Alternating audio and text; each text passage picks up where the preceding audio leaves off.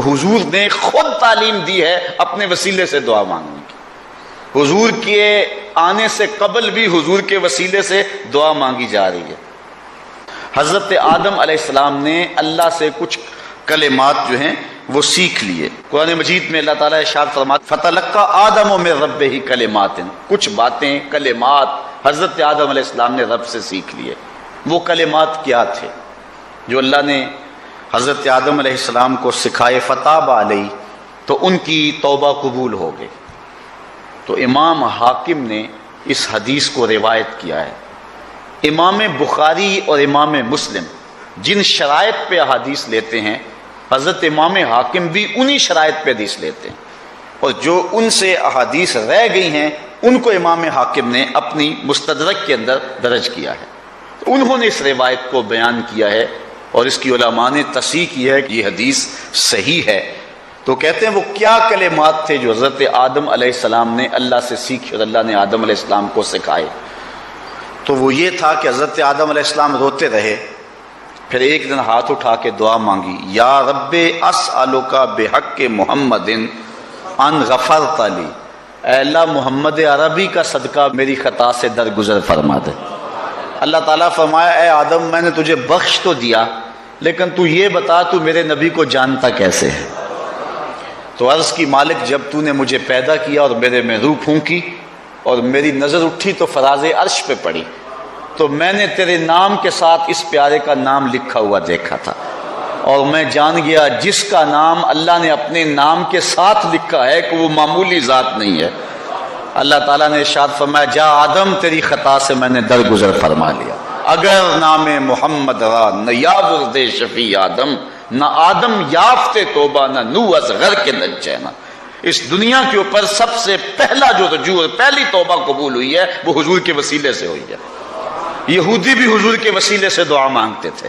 حضور کی عمر ابھی بچپنے میں ہے تو بارش مانگنا ہوتی تو کہتے ہیں اللہ اس گوری رنگت والے کے صدقے سے بارش نازل کر دے.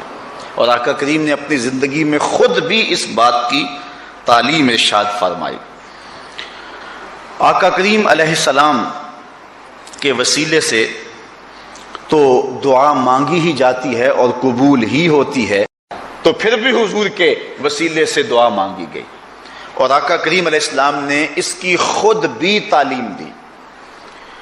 حضرت عثمان بن حنیف رضی اللہ تعالی عنہ سے روایت ہے، ترمذی شریف کے اندر، سنن نسائی کے اندر، ابن ماجہ شریف کے اندر، طبرانی نے اپنی موجم کے اندر، حاکم نے مستدرک کے اندر، امام احمد نے اپنی مسند کے اندر، اور بھی درجنوں محدثین نے اس حدیث کو روایت کیا ہے اور اس حدیث کو صحیح کہا ہے. حضرت عثمان بن حنیف رضی اللہ تعالیٰ عنہ اس کی روایت کرتے ہیں، کہتے ہیں ہم حضور کی خدمت میں بیٹھے ہوئے تھے کہ ایک شخص آیا جس کی آنکھوں میں روشنی نہیں تھی. ایک نابینا آ گیا اور عرض کرتا ہے کہ حضور میں نابینا ہوں، میرے لیے کچھ کرو. حضور نے فرمایا اگر تو صبر کرے تو تیرے لیے بہتر ہے، اور اگر تو صبر نہیں کرتا تو پھر میں تجھے دعا بتاتا ہوں. اس نے کہا جی مجھ سے تو صبر نہیں ہو سکتا. وہ کیا کہتا اندھے کو کیا چاہیے 2 آنکھیں. اس نے کہا کہ میرے سے تو صبر نہیں ہوتا. اچھا حضور نے کہا کہ تو صبر کر لے تیرے لیے اچھا ہے، تو وہ کر لیتا نا. اس پہ تھوڑا سا غور میں آپ کا چاہ رہا ہوں. ایک خاتون آئی، اس کو مرگی کے دورے پڑتے تھے، تو آقا کریم کی خدمت میں عرض کی کہ حضور میں مرگی کے دوروں میں مبتلا ہوں، اور جب مرگی کا دورہ پڑتا ہے تو میں گر جاتی ہوں اور میرا سطر بھی کھل جاتا، اور عورت ذات ہوں، میرے لیے دعا کر دیں کہ مجھے مرگی کے دورے نہ پڑیں. حضور نے فرمایا اگر تو صبر کرے تو تیرے لیے جنت ہے. اگر تو صبر کر لے، میں دعا نہیں کرتا تو صبر کر لے تو تیرے لیے جنت ہے، اور اگر کہے تو میں دعا کر دیتا ہوں مرض ختم ہو جاتا ہے. اس نے کہا میں صبر کر لوں گی، لیکن اتنی دعا کر دیں جب میں گروں تو میرا سطر نہ کھلے. اب حضور نے دعا کی، مرگی کے دورے اس کو پڑھتے تھے، لیکن جب گرتی تھی سطر نہیں کھلتا تھا. اب اس عورت کو کہا کہ اگر تو صبر کرے تو جنت کا وعدہ ہے، تیرے لیے بہتر ہے. اس عورت نے صبر کر لیا، لیکن اس صحابی کو کہا کہ اگر تو صبر کرے تیرے لیے بہتر ہے. اس نے کہا میں نہیں کر سکتا صبر. ایک عورت نے صبر کر لیا حضور کے وعدے پہ، جنت کے وعدے پہ، مرد نہ کر سکا. مرد میں حوصلہ زیادہ ہے، کیوں نہ کیا؟ اصل بات یہ ہے ادھر صرف دورے تھے، ادھر آنکھیں نہیں تھی. کہتے تھے آنکھیں ملے میں تو آپ کی زیارت کروں گا.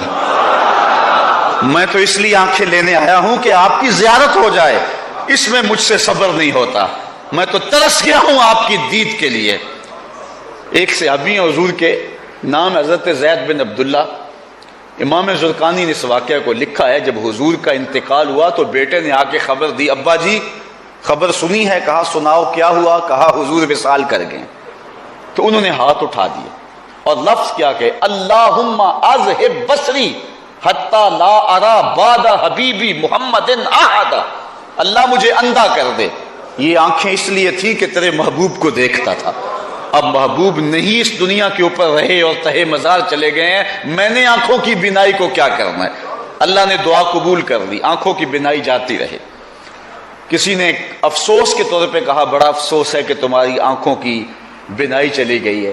تو اس نے کہا افسوس تمہیں ہوگا، مجھے تو کوئی نہیں. میں نے تو اللہ سے مانگ کے لیا ہے، میں حضور کے علاوہ کسی کو دیکھنا ہی نہیں چاہتا. یہاں اعلی حضرت کی بھی سنیے، بریلی کی گلیوں سے آج بھی آواز آ رہی ہے، کون نظروں پہ چڑھے دیکھ کے تلوا تیرا، کون نظروں پہ چڑھے دیکھ کے تلوا تیرا. حضور نے فرمایا، حضرت عثمان بن حنیف کہتے ہیں حضور نے اس نابینے کو کہا اگر تو صبر کرے تو تیرے لیے بہتر ہے. اس نے کہا جی میں صبر نہیں کر سکتا، مجھے تو 2 آنکھیں چاہیے. اس نے دیکھنا تھا حضور کے جمال کو. آقا کریم نے فرمایا اچھا جا پھر وضو کر، 2 نفل پڑھ. اس کے بعد حضور نے دعا تعلیم دی جو ترمذی میں ہے، ابن ماجہ میں ہے، سنن نسائی میں ہے، صحیح ابن خزیمہ میں ہے. میں نے کئی احادیث کا حوالہ آپ کے سامنے رکھا. حضور نے کہا 2 نفل پڑھ وضو کے بعد، پھر اس کے بعد یہ دعا پڑھ. اب دعا سنیے، اللہم انی اسألک و اتوجہ الیک بمحمد نبی رحمہ. اے اللہ میں تیری بارگاہ میں سوال کرتا ہوں اور تیری طرف توجہ کرتا ہوں رحمت والے نبی محمد کے وسیلے سے. آگے لفظ سنیے، یا محمد صلی اللہ علیہ وسلم انی قد توجہت بک الی ربی فی حاجتی ہذہ لتقضی. اے محمد صلی اللہ علیہ وسلم میں آپ کے ذریعے سے اللہ کے حضور اپنی یہ حاجت پیش کرتا ہوں، میری حاجت پوری ہو جائے. اللہم فشفعہ فی، اے اللہ اپنے نبی کی سفارش میرے حق میں قبول فرما لے. یہ حضور نے اس کو دعا تعلیم دی. حضرت عثمان بن حنیف کہتے ہیں کہ وہ نابینا چلا گیا، تھوڑی دیر کے بعد واپس آیا تو اس کی آنکھوں میں نور تھا، اس کی آنکھوں کا اندھا پن ختم ہو چکا تھا. تو